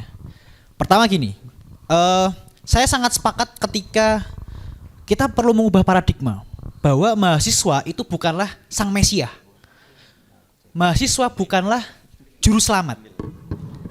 Kalau teman-teman tahu tahun 98, tahun 78, 65, selain mahasiswa, kita juga dibantu oleh entitas yang lain, tentara, kemudian iklim ekonomi internasional yang saat itu kacau balau. Jadi kita perlu berhenti untuk meromantisasi gerakan. Jadi ketika saya aksi, saya jarang banget meneriakan hidup mahasiswa. Ketika kita menyandingkan hidup mahasiswa dan hidup rakyat Indonesia, apakah itu berarti bahwa hidup mahasiswa dan rakyat Indonesia adalah dua entitas yang berbeda? Itu wujud eksklusivitas kita. Jadi alih-alih kita meneriakan hidup mahasiswa, ya udah satu aja, hidup rakyat Indonesia aja. Karena menurut saya itu menjadi wujud eksklusivitas kita. Kita menganggap bahwa aku mahasiswa, Anda rakyat, kita beda golongan, Anda bukan golongan kami. Kita mahasiswa adalah juru selamat. Kita bisa mengatasi masalah tanpa masalah. Nah itu pola pikir yang kurasa terlalu meromantisasi gerakan dan menganggap mahasiswa bisa apa aja gitu. Hapus pikiran itu. Jadi kalau Mas tadi bertanya apa yang bisa kita lakukan sebagai mahasiswa untuk rakyat, ya nggak banyak. Kita juga ngurus perut aja sendiri nggak bisa. Jadi jangan men-setting poin kita adalah settingan yang tinggi bahwa mahasiswa harus turun ke rakyat, harus mengenyangkan perut mereka setiap hari, nggak bisa. Kita perut sendiri kita aja nggak kenyang setiap harinya kan. Jadi saya khawatir bahwa itu adalah sistem sebenarnya. Pemerintah, saya curiga, pemerintah itu dengan sengaja membuat masyarakatnya bodoh. Dengan sengaja menciptakan indeks pengembangan manusia yang rendah. Buat apa? Itu adalah ceruk suara mereka gitu. Tadi kan saya sampaikan bahwa ketika mau survei mesti akan ada BLT yang turun. Apakah pemerintah secara konkret memberikan bantuan, dalam tanda kutip bantuan ya, yang komprehensif? Sebenarnya pemerintah bisa, cuma mereka nggak mau. Political willingnya nggak ada. Karena mereka sadar betul bahwa masyarakat yang bodoh adalah masyarakat yang menjadi ceruk suara mereka. Jadi apa yang bisa dilakukan oleh mahasiswa? Desak para politisi untuk jangan menjadikan masyarakat sebagai ladang suara. Desak pemerintah agar mengentaskan kebodohan publik. Karena saya sadar betul ini kayaknya pemerintah justru merawat kebodohan publik. Sengaja mereka tuh. Agar apa? Agar setiap 5 tahun sekali mereka datang ke desa yang sama, ngasih BLT, kepilihlah mereka. Padahal dana yang mereka punya, APBN itu gede banget kan. Itu bisa digunakan untuk sekolah gratis. Teman-teman kalau misal tahu ya, kuliah itu bisa gratis. Setiap tahun pemerintah hanya menyiapkan 65 triliun. Itu angka yang kecil dibandingkan APBN kita. Tapi kenapa pemerintah nggak mau? Ya emang mereka pingin pendidikan kita mahal, yang kuliah dikit, semuanya bodoh. Karena 65 triliun setiap tahun itu angka yang sangat rendah buat APBN. Tapi mereka nggak mau, pemerintah nggak mau. Lebih milih bangun IKN yang 500 triliun, bangun kereta cepat Jakarta-Surabaya. Kereta cepat Jakarta-Surabaya itu anggarannya 700 triliun. 1 kilometernya harganya 1 triliun. Dan itu adalah utang ke China. China Development Bank, CDB. Jadi apa yang bisa kita lakukan sebagai mahasiswa bersama dengan rakyat, kita desak pemerintah untuk ya tadi mencerdaskan kehidupan bangsa. Kalau beban untuk mengenyangkan perut rakyat diserahkan kepada kita, perut kita sendiri aja nggak kenyang gitu kan. Jadi janganlah muluk-muluk menjadikan kita sebagai sang mesias, sang penyelamat, enggak. Kita mahasiswa biasa. Skripsi aja belum kelar gitu kan. Gitu, Mas. Oke, ini menarik ya, saya kira. Oke. Ini pertanyaan oke, ada. Silakan. Audiens ya, ini ikut hadir. Ini wartawan ya, Mas Dodo. Silakan, Mas Dodo.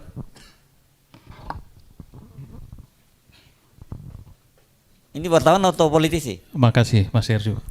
Hari ini wartawan. Oke. Di rumah saya politisi. Saya nggak bertanya, saya memberi deskripsi apa yang saya alami aja, dan ini saya rasa bisa menjadi semangat untuk seperti tadi disampaikan Mas Gibran untuk segera mengakhiri Jokowi sebelum pemilu 2024. Jadi yang dijaga Jokowi hari ini itu supaya dia tidak diturunkan di tengah jalan. Karena kalau dia diturunkan di tengah jalan, bagi orang Jawa itu wirang. Wirang itu malu yang amat sangat yang tidak terampuni. Jadi Jokowi sekarang tugasnya hanya bertahan sampai 2024 dan pemilu sukses. Tugas kita jangan sampai 2024. Pemilu sukses itu apa maksudnya? Berjalan dengan lancar. Bukan Gibran jadi calon wakil Dan ya tentu saja itu. Pemilu lancar dan Gibran jadi wapres. Karena kalau pemilu sukses itu kan bisa aja pemilu secara adil, fair, siapapun yang terpilih, Oh itu kan iya, sebenarnya sukses ya. bukan itu maksudnya. Jadi saya Widodo namanya, caleg dari PAN Kabupaten Bogor. Kalau ada yang di Kabupaten Bogor boleh pilih saya nanti. Pasti ada perubahan. Bukannya mendukung Gibran? Tidak, saya frontal sama partai, saya dukung Amin. Jadi gini, Mas Hersu, Kang Ubed, sama teman-teman mahasiswa. Jadi pengalaman saya beberapa bulan ini, bagaimana pemilu ini begitu buruk dan menjijikkan ya. Jadi kalau kita datang ke dapil, datang ke masyarakat yang di gang-gang di perkampungan, itu pertama yang ditanya memang bawa apa dan wani piro. Oke, kita sudah bawa oleh-oleh ya, ada sajadah, ada kerudung, ada beras, ada macam-macam. Itu karena syarat untuk kelonuwun masuk ke wilayah situ. Apakah itu ormas, apakah itu kelompok kontrakan, pedagang dan lain sebagainya. Oke, begitu saya mundur, yang lain diterima juga. Semua begitu. Akhirnya saya tanya, kamu nanti milih siapa? Nanti di hari H ada serangan fajar. Yang terbesar yang akan dipilih. Tetapi di samping itu memang masyarakat kita memprihatinkan. Dengan menerima beras 1 kilo itu udah buat mereka lega sekali. Paling tidak bisa bertahan 3 hari lah, 3 hari, 4 hari untuk mereka, anak-anaknya dan lain sebagainya. Dan kondisi realnya seperti itu masyarakat kita. Nah, jadi ongkos politik untuk menjadi anggota DPRD Kabupaten tingkat 2 itu 500 juta. Dengan asumsi amplopnya 50.000 sampai 100.000, baliho sama gimmick-gimmick yang lain lah. Itu ada jaminan terpilih nggak kalau? Jaminan terpilih. Oke. Itu jaminan terpilih, 500.000 untuk dari 2. Kalau mau yakin terpilih 750 750 juta. Oke. Kalau wartawan ya nggak mungkin ada 500 juta. Kita jual ide ya sudah lah. Yang penting kita ke masyarakat, kita bisa bersosialisasi dan bisa mencuci otak mereka bahwa apa yang mereka lakukan itu tidak benar. Dan itu kalian mendapatkan dosanya kalau memilih berdasarkan nominal yang lebih besar tanpa melihat visi misi dan lain sebagainya. Itu saja Kang Ubed, saya ingin mempesen supaya mempercepat aja penurunan itu supaya wirang Jokowi. Terima kasih. Oke. Ini saya ingatkan ya Mas Dodo, ini akan ditayangkan loh ya. Siapa itu yang penting. Oke, ada yang lain karena tadi itu lebih pada masukan. Yuk silakan. Sebutkan nama dan juga dari mana. Baik, selamat sore kawan-kawan. Perkenalkan, nama saya Ari Fikriansyah dari Universitas Swadaya Gunung Jati Cirebon. Sebenarnya yang saya tangkap pada pembicaraan hari ini atau poinnya ya, poin penting adalah terkait tentang mencerdaskan kehidupan bangsa. Dan parpol, saya sepakat dengan Bung Gibran bukan Gibran, ada di ideologi partai. Jadi sebenarnya partai itu atau partai politik itu mempunyai tanggung jawab untuk memberikan kesadaran politik terhadap masyarakatnya. Tadi Bang Dodo ya namanya, Bang Dodo, yang saya lihat untuk turun ke masyarakat langsung itu perlu kos politik, bukan kos politik ya, tapi dalam artian money politik lah. Di situ ada kita harus memberikan kayak semacam mahar terhadap masyarakatnya. Jadi inilah tugas partai politik atau tugas pemerintah untuk menjelaskan bangsa dalam artian kita perlu dalam mencerdaskan bangsa dan memberikan kesadaran politik di situ. Karena yang saya lihat sendiri kesadaran politik di masyarakat itu sangat rendah. Pun dengan yang di kalangan mahasiswa. Karena yang saya lihat saya sendiri muak dengan hal namanya politik gitu loh. Nah, lahirnya calon pemimpin itu sebenarnya dari kader partai.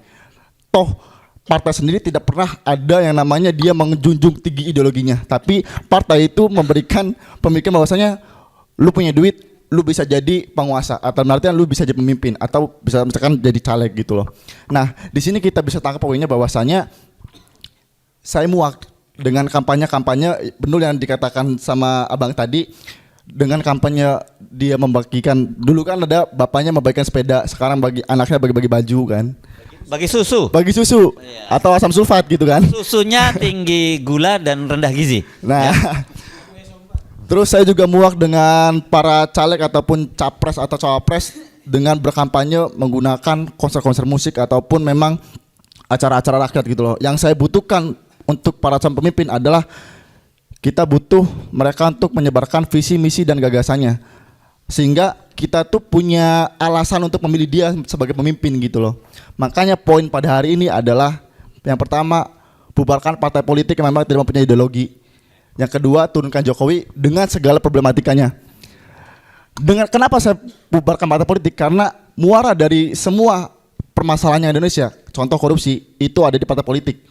Kalau misalkan memang partai politik tidak bisa memberikan kader-kadernya pemahaman terkait tentang politik ataupun cara gimana menjalankan pemerintahan, ya apa? Sekarang kan banyak partai politik yang diisi oleh para influencer, ada para penyanyi, artis ataupun lainnya dengan joget-joget dan gemonya dengan yang lainnya. Itu menurut saya hal yang bodoh gitu loh. Seharusnya calon pemimpin itu memberikan visi misi dan gagasannya. Jadi poin yang akan saya sampaikan pada hari ini adalah yang pertama bubarkan partai politik, yang kedua adalah turunkan Jokowi.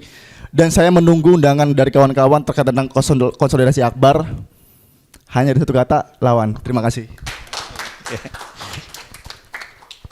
Saya termasuk orang yang sebenarnya, mesti ngomong jujur ini ya Bang Ubed, Kang Ubed, mengkampanyekan agar generasi muda ini jangan anti dengan politik gitu. Karena memang politik itu kan sebenarnya semacam tool saja. Kalau di tangan orang-orang yang baik, itu akan menghasilkan kebijakan yang baik juga buat publik. Kalau tangan orang jahat itu menjadikan politik itu menjadi jahat.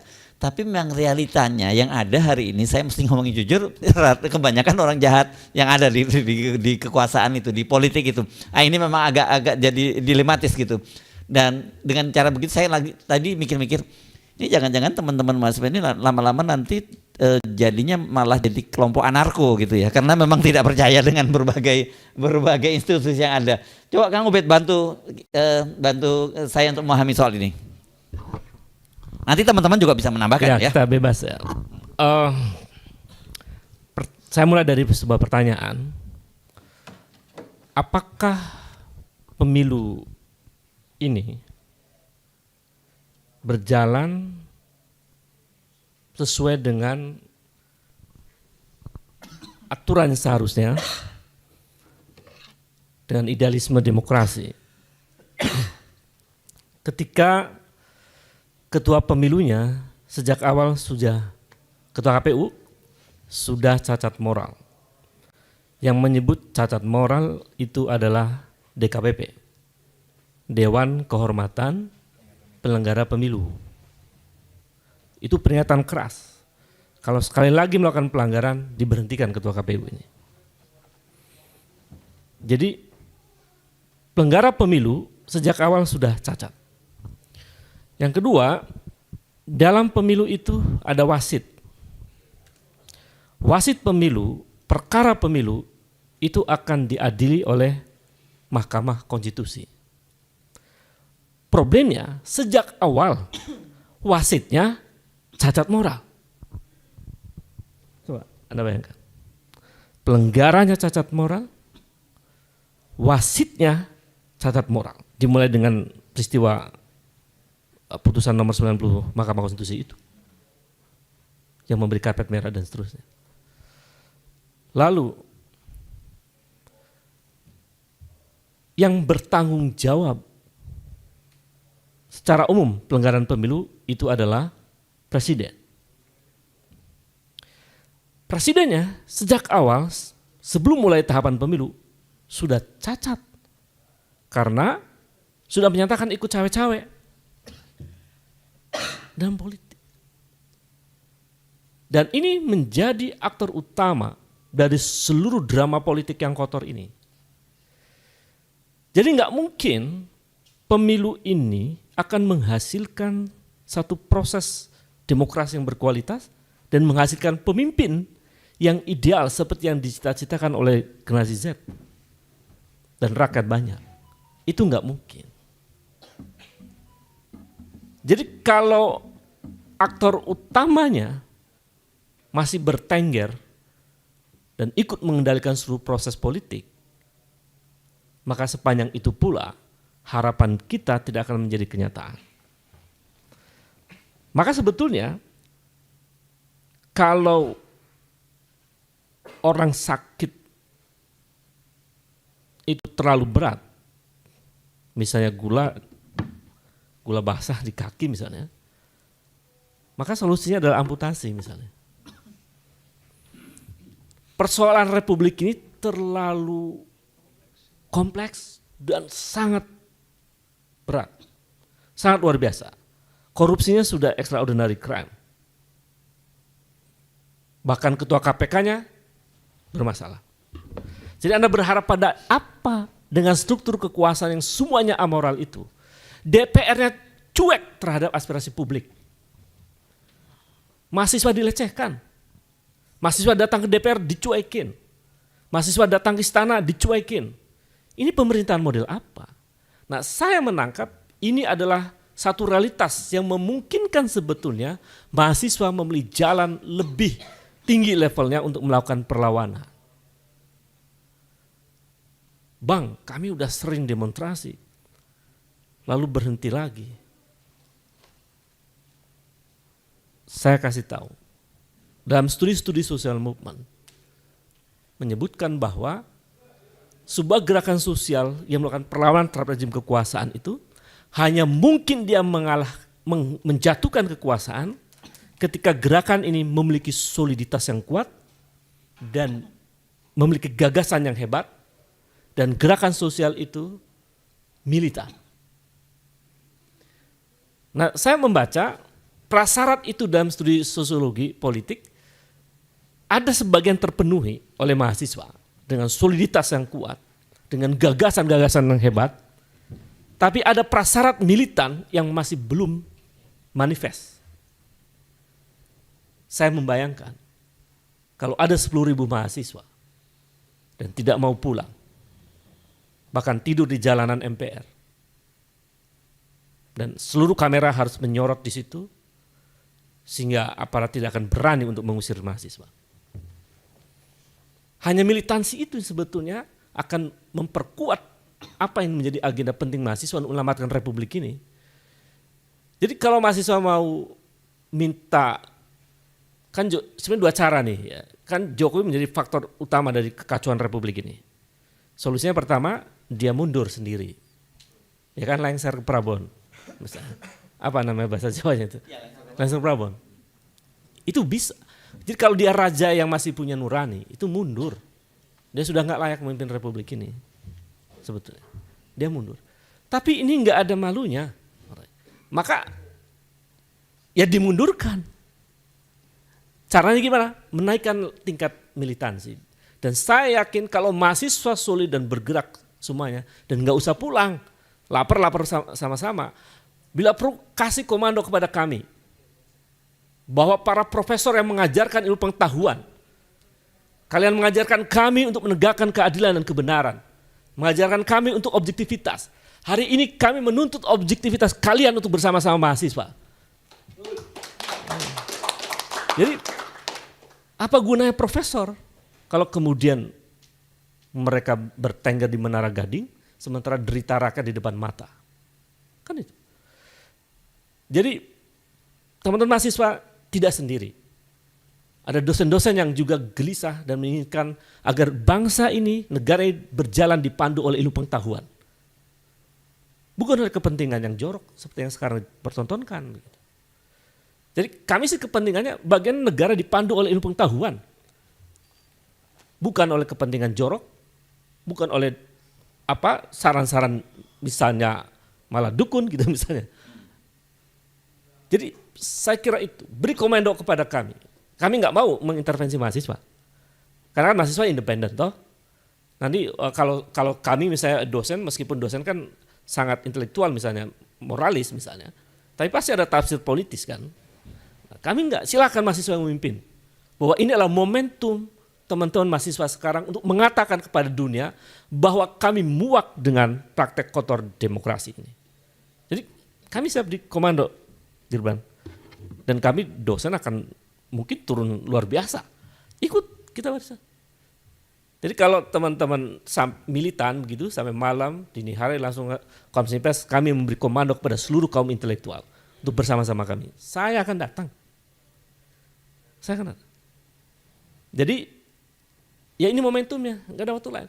Jadi pemilu itu akan menjadi berkualitas, ditata ulang dan mungkin benar dan kebenaran akan lebih kuat ketika pemilu tanpa Joko Widodo. Saya meyakini itu dalam tesis politik saya, bahwa dalam situasi yang kacau seperti ini harus ada aktor utama yang harus dihentikan untuk membuat kohesivitas pemilu ini menjadi sehat. Jadi kita tidak menolak pemilu, karena menolak pemilu itu sama dengan menolak demokrasi. Tapi pemilu seperti apa yang kita inginkan dari seluruh riset politik, ya pemilu yang berkualitas. Nggak kayak gini, ini apa ya, melecehkan ilmu pengetahuan. Pelajaran semester pertama tentang demokrasi itu sudah malu melihat Republik ini. Jadi dilecehkan. Nah, saya merasa dilecehkan secara ilmu pengetahuannya, bukan secara pribadi. Maka caranya memang harus dipotong aktor-aktor utamanya yang membuat rusak Republik ini. Dan itu, siapa yang mengambil peran utama itu? Hanya mahasiswa yang bisa menyelamatkan Republik ini. Dalam situasi seperti sekarang. Karena rakyat kehilangan panduan. Ini kan kita nggak ada role model. Begitu ada mahasiswa yang sangat intelektual ini, teman-teman, dan memegang komitmen bahwa teman-teman ingin menyelamatkan Republik, saya yakin semua orang akan ikut barisan mahasiswa. Saya meyakini itu. Ini silent majority sebetulnya, kehendak untuk melakukan sesuatu yang besar itu. Jangan khawatir. Saya meyakini, kami peneliti, begitu kami riset kepada masyarakat, mereka bilang, ini enggak benar mas, keadaan ini enggak benar. Kita neliti soal apa harapan masyarakat tentang pemilu, enggak ada, ini main-main semua. Katanya. Jadi bayangkan, ada hopeless. Nah ketika hopeless itu begitu meluas, ada public distrust, hanya anak muda mahasiswa yang bisa memberikan harapan itu. Kan tumpahnya pada mahasiswa, mau enggak untuk menyelamatkan Republik? selamatkan Republik ini, dan itu hanya teman-teman mahasiswa yang bisa menyelamatkan. Terima kasih. Ini tantangan buat teman-teman mahasiswa ya. Saya kira ada yang mau mengomentari pernyataan dari Kang Ubed?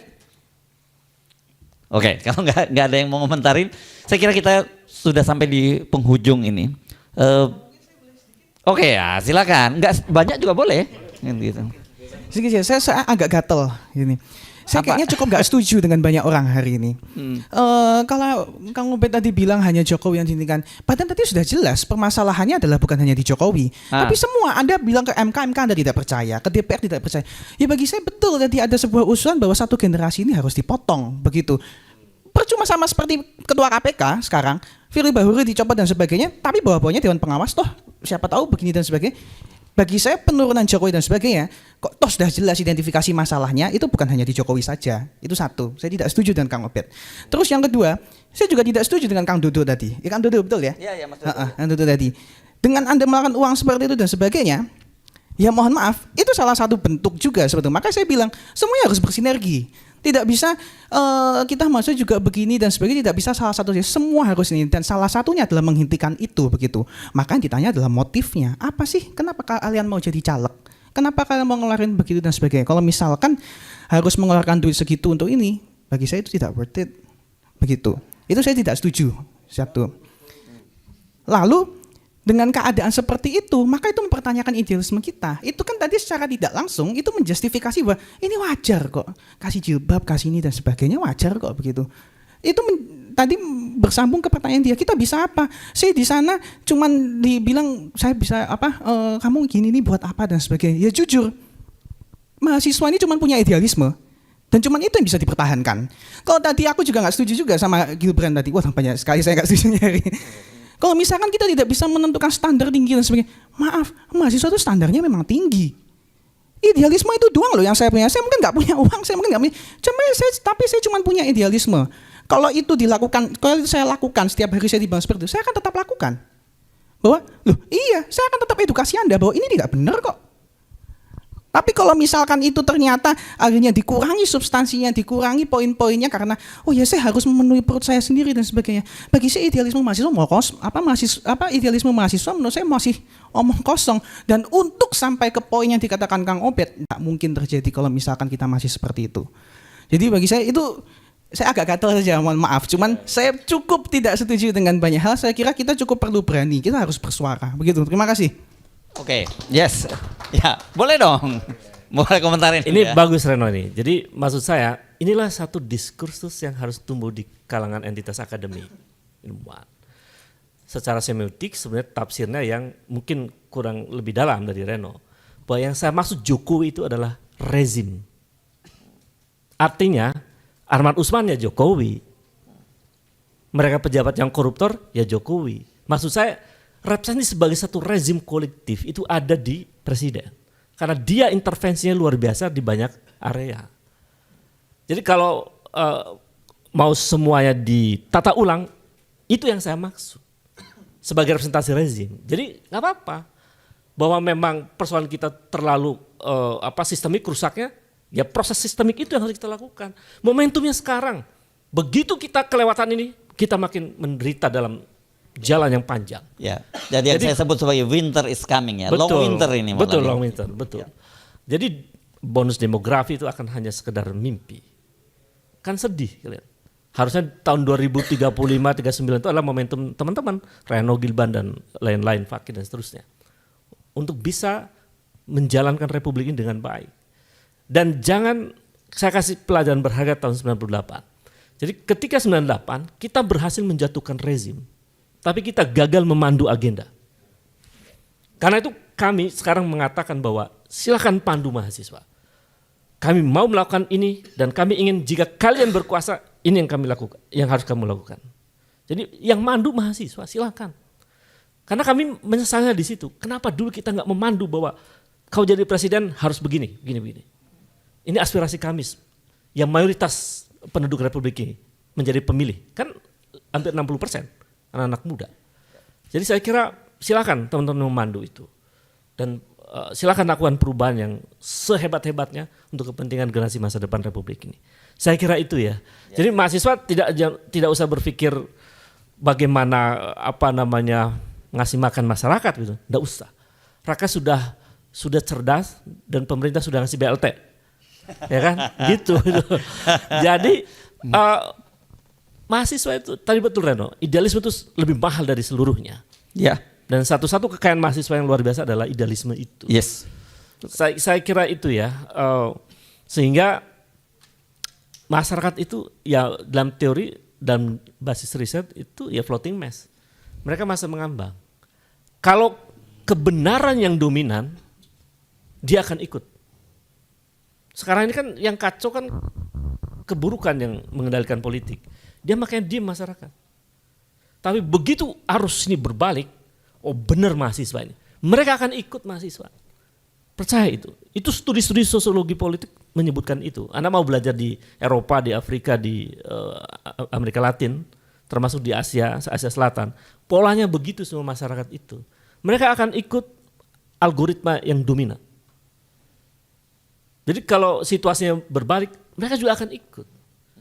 Sama ketika 98, saya dituduh gila sama dosen itu. Gila lu, nggak mungkin lu. Idealisme itu kosong. Kita buktikan. Bahwa ternyata masyarakat itu nuraninya masih hidup kok.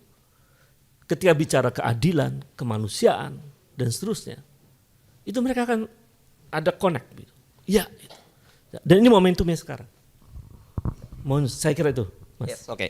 Saya kira begini ya, satu hal ini penting untuk kita membuat semacam anatominya ya, memahami anatominya. Atau kalau bahasanya Reno tadi arsitekturnya kekuasaan. Jokowi ini panggung depan, gitu ya. Sebenarnya di panggung belakang itu ada sebuah kekuasaan yang besar.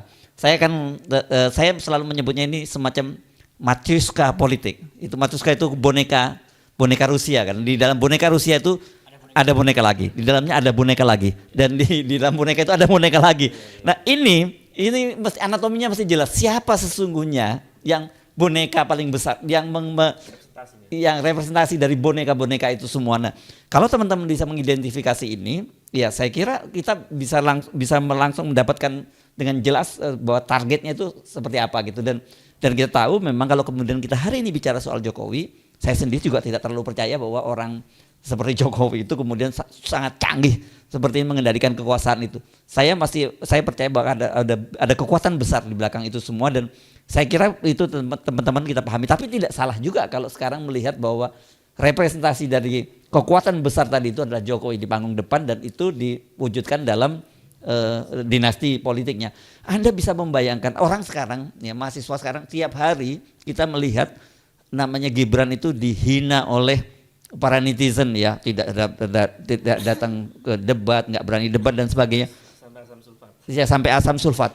Tetapi jangan salah, kekuatan besar tadi itu justru pengen orang seperti ini yang jadi penguasa itu. Karena dengan cara seperti itu mereka bisa mengendalikan kekuasaannya. Itu saya kira yang penting tempat dipahami. Tapi nggak terasa kita sudah waktunya berakhir, dan terima kasih banget untuk teman-teman mahasiswa. Yang paling penting saya sepakat bahwa idealisme yang harus dijaga oleh para mahasiswa, dan selama idealisme itu masih dipegang oleh mahasiswa, saya kira banyak sekali kalau tadi Kang Ubed nyebut studi-studi di berbagai negara juga itu menunjukkan bahwa gerakan ini nanti akan bisa memandu sebuah bangsa untuk menuju demokrasi yang kita inginkan. Saya mengucapkan sekali lagi terima kasih untuk juga yang hadir di sini, dan kita beri applause untuk kita semua ya. Saya Subhan Arif, sampai jumpa lagi. Wassalamualaikum warahmatullahi wabarakatuh.